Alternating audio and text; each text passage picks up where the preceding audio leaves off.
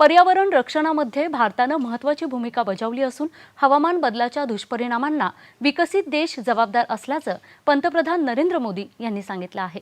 नवी दिल्लीत विज्ञान भवनात आयोजित मृदा बचाव चळवळीच्या कार्यक्रमात ते आज बोलत होते। हवामान बदलाच्या दुष्परिणामांना भारत कधीही जबाबदार नव्हता, मात्र जगातले विकसित देश उपलब्ध संसाधनांचा जास्तीत जास्त वापर करण्याबरोबरच कार्बन उत्सर्जन करत असल्याबद्दल पंतप्रधानांनी यावेळी चिंता व्यक्त केली आहे। मात्र भारताने पर्यावरण रक्षणासाठी विविध उपक्रमांच्या माध्यमातून पुढाकार घेत या महत्त्वाच्या कामांमध्ये मोलाचे योगदान दिले आहे, असंही पंतप्रधान म्हणाले। दुनिया ने आज जो क्लाइमेट के लिए दुनिया परेशान है, उस बर्बादी में हम लोगों की भूमिका नहीं है, हिंदुस्तान की भूमिका नहीं है। विश्व के बड़े और आधुनिक देश न केवल धरती के ज्यादा से ज्यादा संसाधन का दोहन कर रहे हैं, बल्कि सबसे ज्यादा कार्बन एमिशन भी उन्हीं के खाते में जाता है।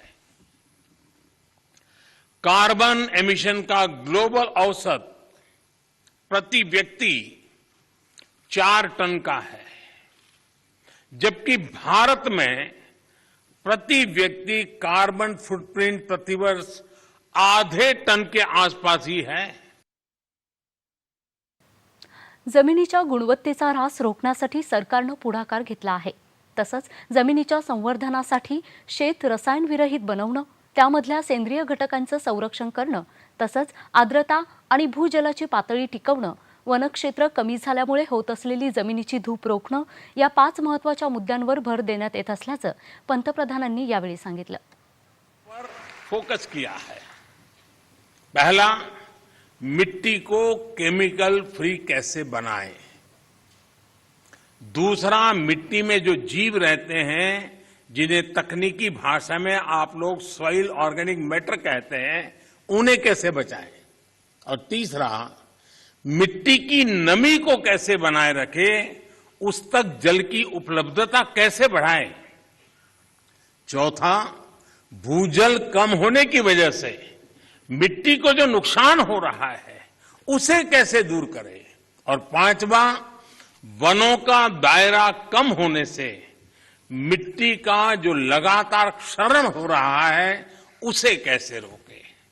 साथियों, इन सब बातों को ध्यान में रखते हुए ही देश में बीते वर्षों में जो सबसे बड़ा बदलाव हुआ है, वो है देश की कृषि नीति में।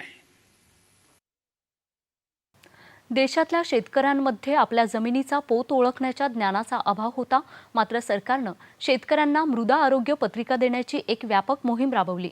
या मोहिमेमुळे शेत जमिनीचं आरोग्य सुधारण्याबरोबरच कृषी उत्पादनातही वाढ होऊ लागली असल्याचं त्यांनी सांगितलं। यावेळी पंतप्रधानांनी पर्यावरण रक्षणासाठी देशात सुरू केलेल्या विविध उपक्रमांची माहिती दिली। पर्जन्य जल संवर्धनाबाबत जागरूकता करण्याबरोबरच देशातल्या नद्यांच्या संवर्धनासाठी गांभीर्याने प्रयत्न होत आहेत, असंही त्यांनी यावेळी सांगितलं। जलप्रदूषण रोखण्याबरोबरच नद्यांच्या काठांवर वनक्षेत्र निर्माण करण्याचे प्रयत्न केले जात आहेत। जैवविविधता आणि वन्यजीव संरक्षणासाठी भारताकडून ज्या धोरणांचा अवलंब होत आहे, त्यामुळे वाघ, सिंह, हत्ती, बिबटे यांसारख्या प्राण्यांच्या संख्येत वाढ होऊ लागली आहे, असंही त्यांनी सांगितलं। गंगा नदीच्या काठावर असलेल्या गावांमध्ये नैसर्गिक शेतीला प्रोत्साहन देणार असून त्यामुळे आपली शेत रसायनमुक्त होतील आणि नमामि गंगे अभियानाला देखील बळ मिळेल, असा विश्वास पंतप्रधानांनी यावेळी व्यक्त केला। भारताने जीवाश्म इंधन विरहित 40% ऊर्जा निर्मितीचं लक्ष्य निर्धारित मुदतीच्या 9 वर्षाआधीच साध्य केल्याकडे त्यांनी सर्वांचं लक्ष वेधलं। त्याचप्रकारे पेट्रोलमध्ये 10% इथेनॉल ब्लेंडिंगचं लक्ष्य भारताने 5 महिन्याआधीच गाठल्याची बाब अभिमानास्पद असल्याचं त्यांनी यावेळी सांगितलं।